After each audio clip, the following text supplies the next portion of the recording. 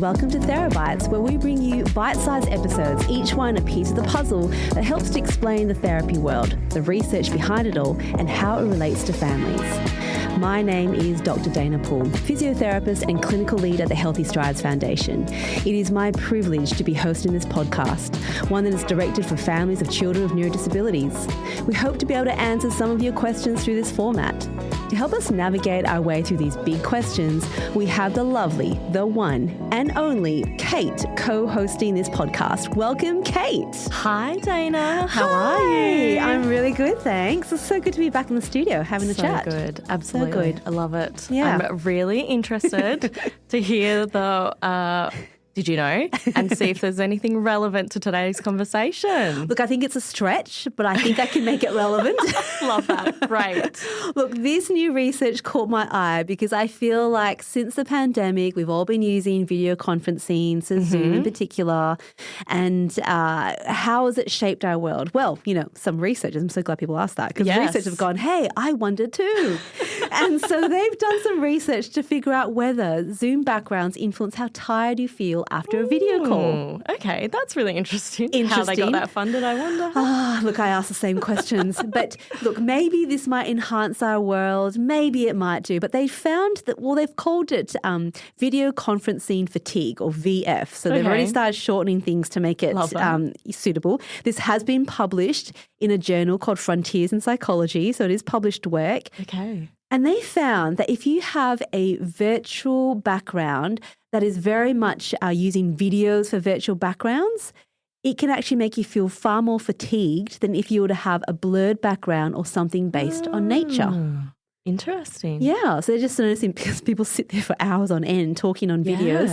And if you do have, if someone that you're speaking with constantly has like a more animated background because I think it's kind of cool and will keep you more entertained, it actually makes you more tired. Yeah, and distracting. That would be quite distracting. It would be. That's right. So go for the good old blurred background. Love it. That's fine. Do nothing because that's probably more natural. Yep. Or if you really want to do something, maybe have something that is like maybe more image-based, like a nice picture of a tree. I was going to say the same thing. Just a nice tree behind you. Right. Yeah, so just something very simple. So don't go to the top. And I feel like this could be relevant. Well, you need to ask the question first, and then I'll try to make sure I wrap it in to make it relevant. Okay. Fantastic. I'm sure you all wanted to know about that. So look, the take home here is if you're doing work from home, you're in video calls, do everyone a favor. Keep it simple. Yes. One image, blur it, don't make it too animated, just hold your horses on that because it's affecting everyone around you and they're all yawning probably. Takes the pressure off you. That's right. Benefits them. Everyone's winning. Just jump on. Yeah, just jump on. That. All right, I'll see how I make it relevant. It's okay. Okay. What's the question today? What are we discussing? This is a fun one, I think.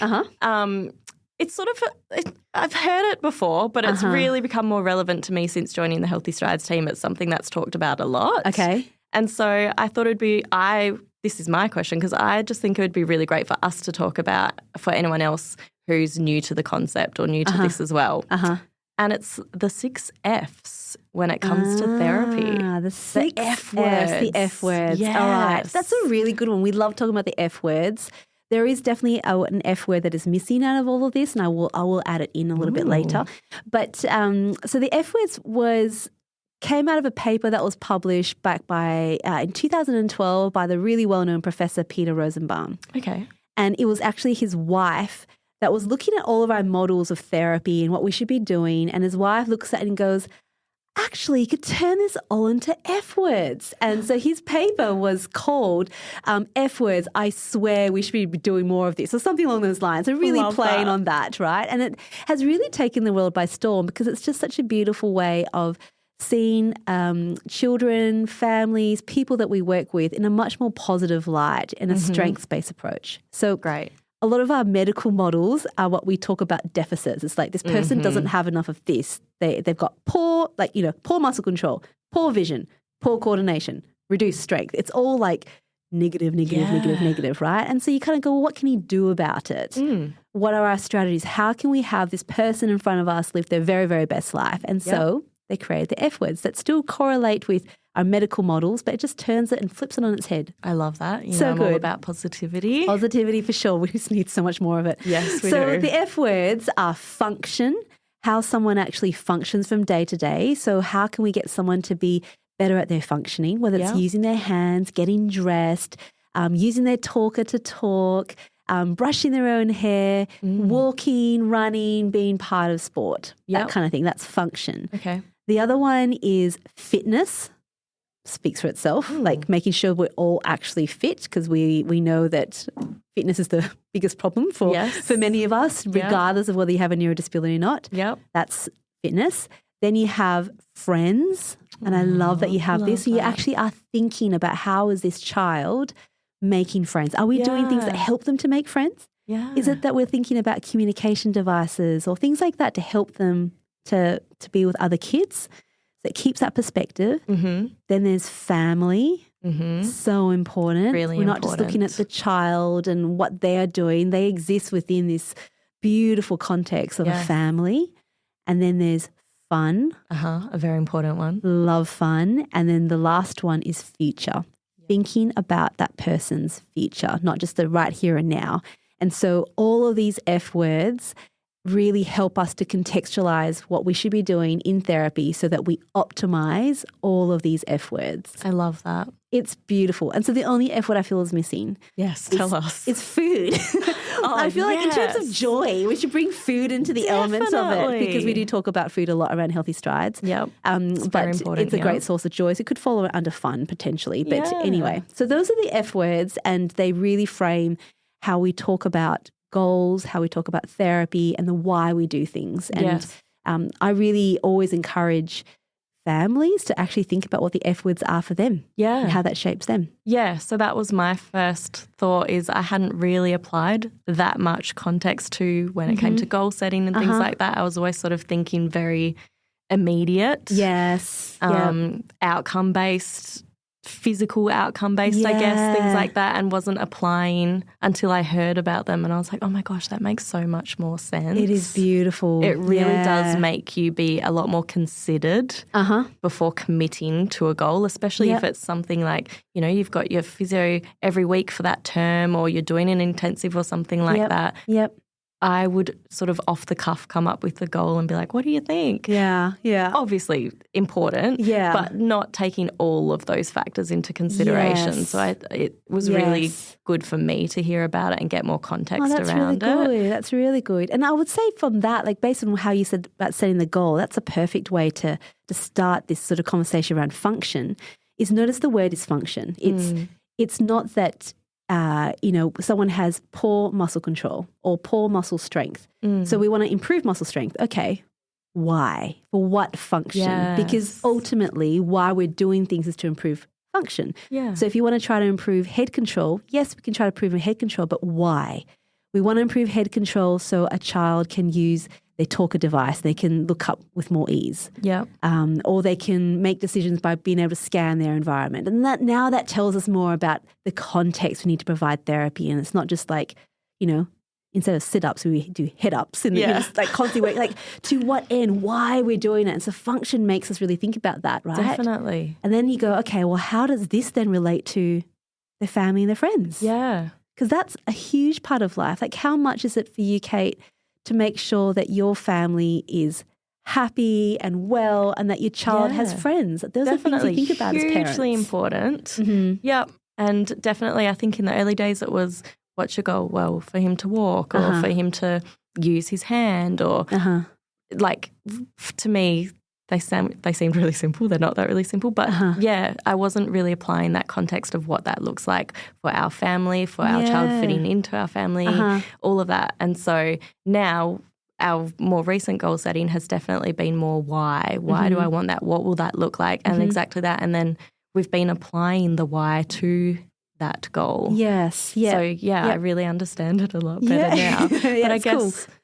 Is there any circumstances where you wouldn't necessarily apply the Fs Just out of curiosity, that's a hard one for Look, you. I mean, that's a good question. Is there a circumstance? My answer is probably no, because I think it comes down to human rights. Yeah. And I think it's a human right to be able to function to the best of their capacity and have a reason for engaging in therapy. And when I think about family and friends, for me, it's also about the trade-off. Like, are we doing too much that we don't have any time with family and friends, and that's now depleted to nothing? And then that person can't function well without those social things around them that we know are so important. Yeah.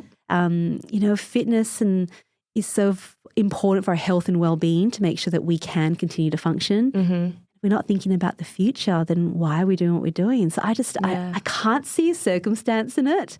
You can drill down and be more detailed about the why, yes, but this still gives you the framework to kind of go, let's see the human in front of me. Yes. Let's see the child living, breathing with this whole network of people around them. And if it's not so positive, say they don't have many friends or their family isn't particularly supportive, like, extended family, then maybe we need to build up other support networks around that child and that family so they're part of more support networks. Mm-hmm. Maybe we need to facilitate opportunities for them to make friends. Yes, like kindy moves and all of those things. Really trying to think of that. So, look, I can't see a circumstance. I'd love to be challenged in it. I'd love someone to bring one up and I'll go, I'll think about it. Like, what could it be in? But I just can't see it. Yeah. Okay, that's good to know. And is that like when you're coming up with the programs? Yeah. Is that in your immediate sort of forefront of your mind how all of those are applicable when you are putting together these programs, like kindy moves? Yeah, exactly. So kindy moves is all designed about how we can get young children ready to go to school. Yeah. It's just a preparatory program for kids who might have multiple needs that might be really difficult to address sometimes in daycares. You haven't had that opportunity yet. So you want to have a place where you can practice all of those things. And you want to practice their communication. You want to practice how they get up on their feet, because when we think about getting kids in walkers, we want them to be as inclusive as possible, as little barriers as possible. So it frames everything we think about, because if we're not thinking about the child's future, we're doing a disservice, because we're ultimately doing everything for the better of the future. And the future could be tomorrow. Yep. The future could be later this afternoon. Maybe like how we felt, maybe expending some energy so you've got better fitness so that you can sleep later that day. Yeah. That is thinking about the future. Like trying to get circadian rhythms back and going again, like maybe making sure that they have better bowel function. So getting them fit, helping them to get a bit more function so they're on their feet so that they can go to the toilet and then they feel better. Yeah. Everyone's well, family's well. Yeah. Not having to go to hospital. Yes. So everything is framed around that. Yeah. I do have a question around the fun one. Uh-huh. I mean, how do we make sure everything's fun? Because it's not always fun for our kids. Yeah, so what does fun good point. look like? Okay. So fun, I think, is a great word to use here because it's an F word and it fits the model really nicely, right? But I think there's sometimes misinterpretation of fun. Like fun isn't like rah, rah, rah, party, party, party. Yeah, like that's always what I having thought. a good that's what we think of fun, right? Fun doesn't mean that it's easy. It just means that we're enjoying the journey. Okay. And it means that for young children, it means that they are actually enjoying their sessions. Yeah. That's important because that's well-being. And there's times when they're older where they don't want to do certain things. Yep. We all have those moments. It doesn't mean that everything has to be wrapped with lots of laughter and it derails because all you're doing is just having a good time, not working on things. It's actually trying to find something that's motivating. Yep. So fun could just look like a child completing it without complaining. That's right. Like contentment. That, so that just shows they are having fun because they're willing to do it. That's right. Yeah. And they're enjoying it enough to complete. That's right. Okay. It's about engagement. So those are the main tenets of neuroplasticity. If you're engaged and you're motivated and you sleep, so those connections come to pass, you will learn those new skills if you practice it with enough intensity. But you have to have engagement and motivation. So fun to me is kind of both of those things. Like an older child who's 15, I'm not going to bring them into a kiddie area blow bubbles at them. Yeah, no, I'm not going to do that. What do they want? Well, they probably want a little bit of Tay-Tay, is that how I wanted to say it? Oh my gosh. They probably want the right music. They probably want to dress like her. They probably, from a fine motor skills, maybe they want to make the bracelets, or maybe they want to learn the words. Maybe they want to sing along to it, and we can put that on the communication devices. Learn some dance moves. Exactly. So that might be far more motivating and engaging than, blowing bubbles and squeaking a few toys to get their attention. So it has to be age appropriate, and that's what fun means. Yeah. Okay, that's not really just a party all the time. Yeah, because that's what I was thinking. I know that for me, not every session is just laughing and giggling. No. And so how do you make that so that makes more sense? It's the contentment that they're willing to give it a go. They're willing to see it through. They're not crying. They're not upset. That's right. It's enjoyable enough for them to do the work. Persistence. You teach them persistence. Yeah. Like how many times do we do things that are not particularly fun, but we really want to conquer it? Yeah. We want to nail it. Or we know the outcome's going to be fun or contribute to fun. Yeah. And that again comes back to that person's sense of self. And the F words is all about a person's sense of self. Yeah. And how that's represented within this family. So I really encourage people to think about these F words within their own context. Yes, right? definitely. And have that conversation with their family and their therapists and their doctors. Yeah. And even write it down. What does that look like for you? Yeah. And carry that. Yeah. Since looking into it more, I've seen that some families do have it written down, and all of their support workers have it and their teachers have it. Cool. And it's really clearly defined what those Fs look like for their family. So everyone's on the same page and everyone, I think that's really cool. It's really cool. And as you were saying, that reminds me of something that's going around a lot on the internet, and people often talk about burnout. Burnout's a real thing, and sometimes it's misrepresented. Mm-hmm. And a lot of people are now talking about burnout in the sense of doing a lot of things that you don't enjoy, constantly doing things that you don't enjoy, but because they don't fill your cup. Mm-hmm. But if you're doing things that you enjoy, there is a level of persistence and joy and contentment about that. Yeah. And it applies to the multiple appointments you need to go to, how many therapies that you want to engage in, or how much your child does. Like, burnout is a real thing. So, if you're thinking about this and balancing out the F words, you go, well, am I getting enough function from this? Can I gain enough skills for this from my child so that they can just come home and have a bit of fun, and maybe they can watch TV or be on the iPad because that's how they chill. Or they can have a sleepover because we're not filling all of our time with just doing. It's the why. Mm-hmm. And that helps you to say yes to the right things and no to the things that don't fill your cup. Yes, which we all need those tools to be able to do that. 100%. As parents, to be able to say, nope, that isn't going to work for us right now, or yes, that is a really good choice that we can make for our child. That's right. Does it align with my F words? Yeah. Actually, it's not my F words, so I'm going to say no for now. Yeah, that's awesome. Yeah. So that's a good question. I love talking about the F words. Yeah, same. Yeah, I can tell you really like good one. Yeah. Well, we should all do it for ourselves. What do you do? I really encourage you. What do you do so that you can function better? What do you do so you're fit? And what are you doing to think about your well-being with your friends and family? And what do you do that's motivating and engaging? What is that? Yep, that is very good reflection.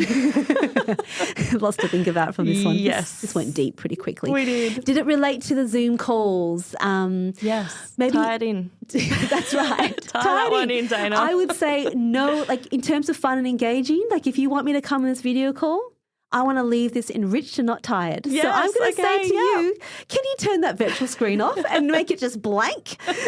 And just let us enjoy your beautiful face. Yeah, that's right. Let's do that. And that's how I can function better, so I'm not so tired. There we go. Somehow managed and to more tie energy it in. for fun. Yeah, that's right. Love there it, we Dana. go. There we go. Great Thanks, work. Kate. I hope that was helpful for all of you guys listening. Thanks for tuning in. Remember to send through questions if you have any for us as well. Yes, we've got a few coming through that are really good. So please keep them coming, and feedback as well. We've been getting some great feedback to help. Good. Yeah. Some of the ones you've got coming, I've heard a little bit about them. They sound quite challenging, so I'll prepare myself. Yeah. Yeah, really good questions. Good questions. Yeah. Cool. I love that. Well, we'll talk to you all again really soon. Have a good week, everyone. Bye. Thank you. Bye.